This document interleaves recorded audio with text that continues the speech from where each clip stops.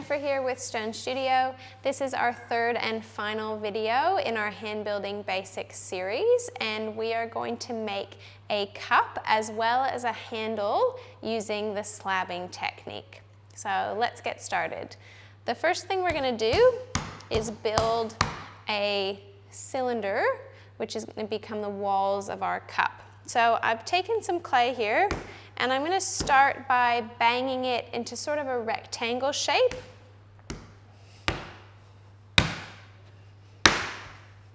Once I've got the rectangle, I'm just going to pat it down a little bit using the heel of my hand, not with too much pressure, just to flatten it slightly. And I'm going to flip it and do the same thing. And one more time.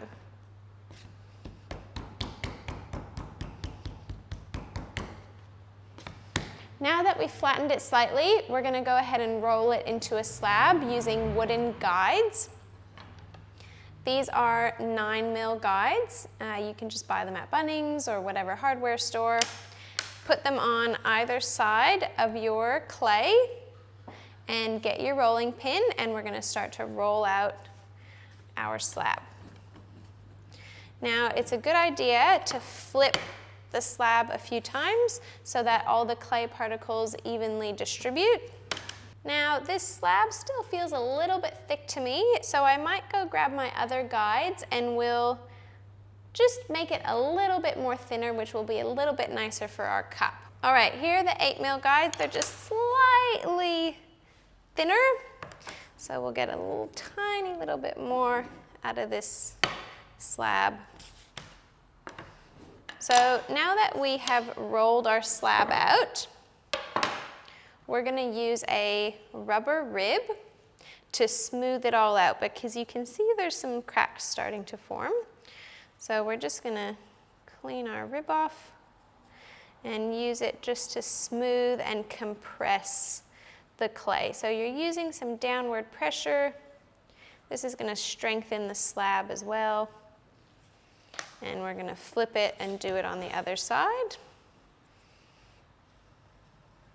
Now what we're going to do is we're going to take one of these guides and use it as a ruler.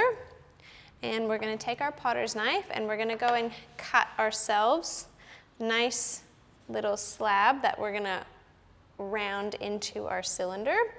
So I'm just sort of eyeballing this, but you're welcome to use a ruler. And I'm going to leave a little bit of excess clay on the side that we're actually going to use to make our handle later on.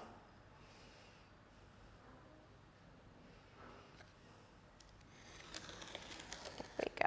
So this is the piece we'll use to make our handle, so I'm just going to pop that over to the side.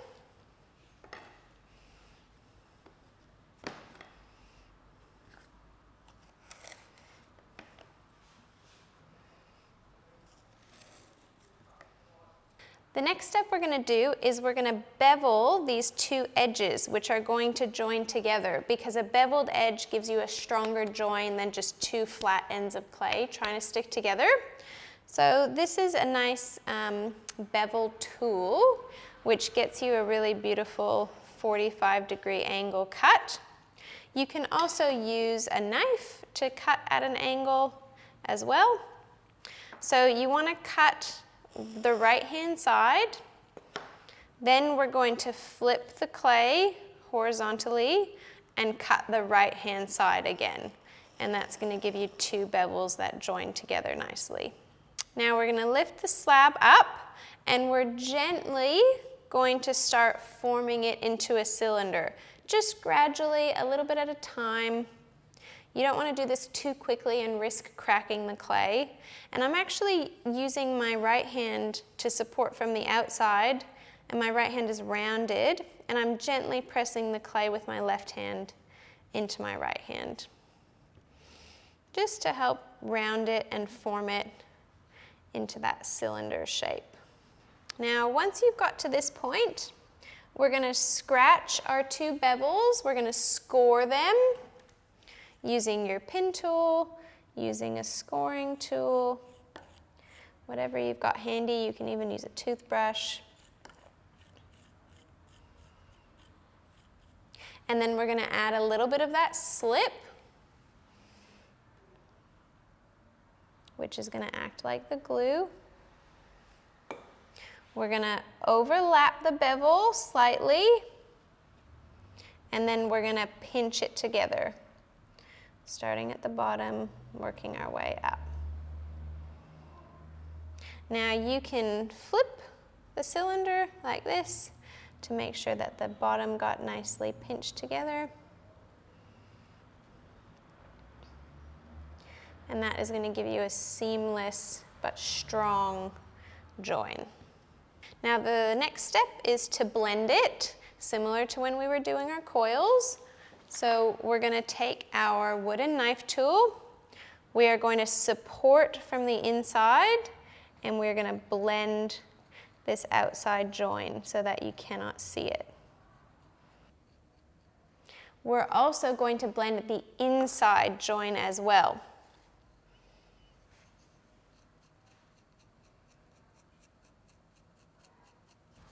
As well as the top and the bottom.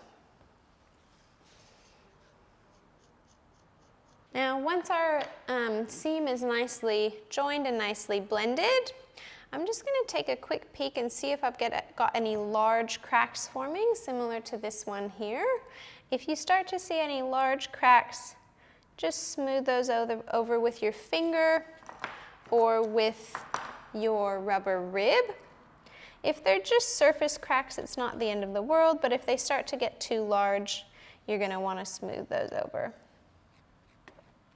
We're ready to make the base for our little cup. So I'm going to take a little bit of clay, and similar to what we did for our coil pot, I'm going to bang it down a little bit. And then I'm going to roll it out with my guides and my roller, rotating. Now the next thing, I'm going to take my cylinder and I'm going to put it on top of my base. I'm going to take my knife and I'm going to cut. Being extra careful to cut straight up and down and not to undercut my base.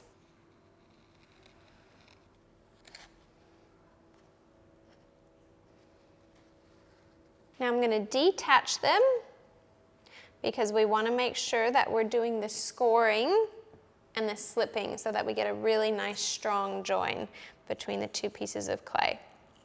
So I'm going to score around the edge here. I'm also going to score the underside of my cylinder.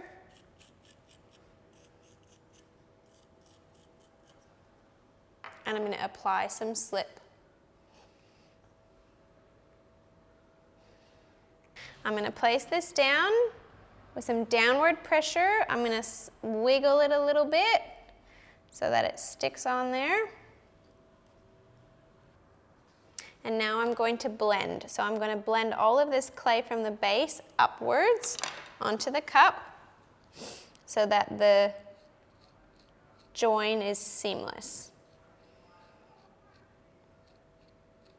Now, to make sure my cup is extra strong, I'm going to make a tiny little clay coil and I'm going to place it inside my cup where the floor meets the wall. So I'll start by rolling out a really small little coil. It doesn't have to be perfect because we're just going to smush it in there. I'm going to place it down the bottom where the floor meets the wall.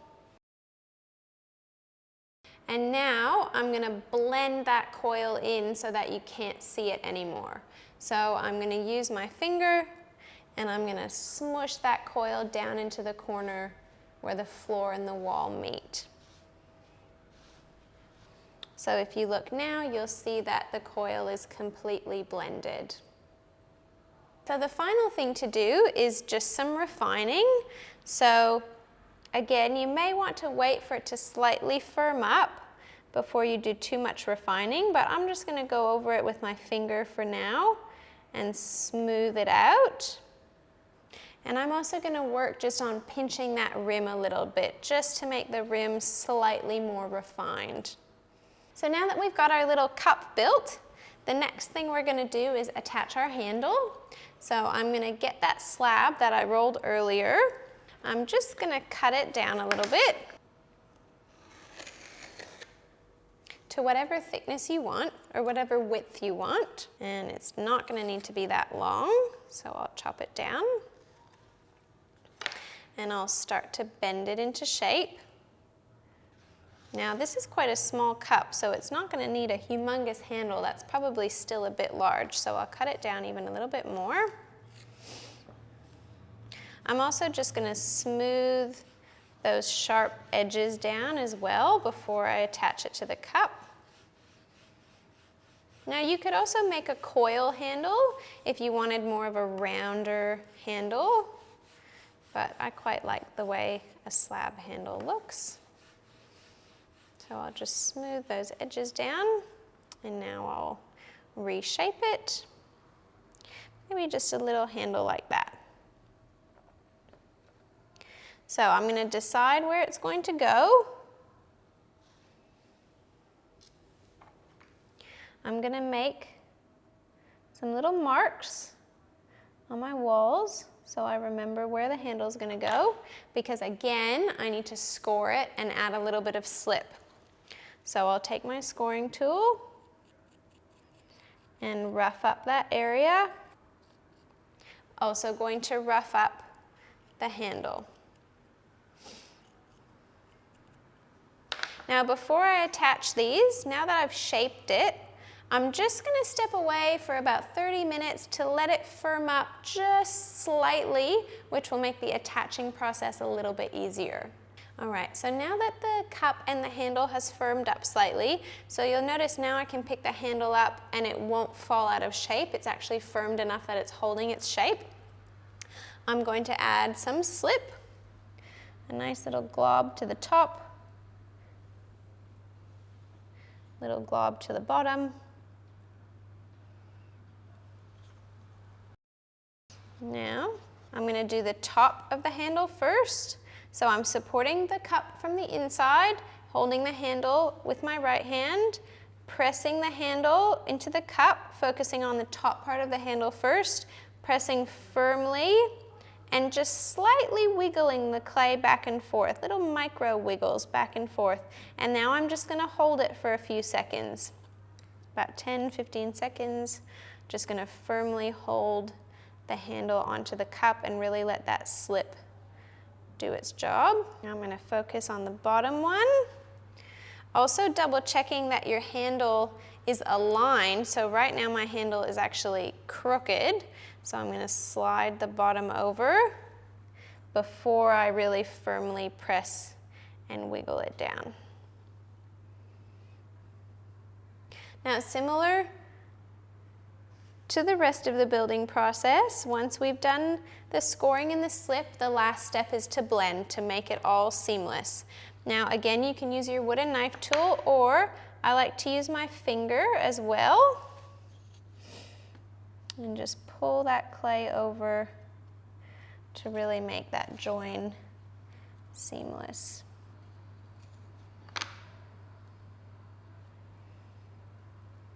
And then just refining with my finger. And there we've got it, our little mug. Now what you may want to do is, it's most likely that your handle, because it's so fine, will start to dry quicker than your cylinder. So you may want to get a piece of plastic, an old shopping bag, some Glad wrap, and just lightly wrap the handle so that it doesn't dry so quick. Because if your handle dries too quickly, it can actually cause some cracking between the handle and the cup. You want the whole cup to dry nice and slowly. So by putting some plastic around the handle, that'll really help.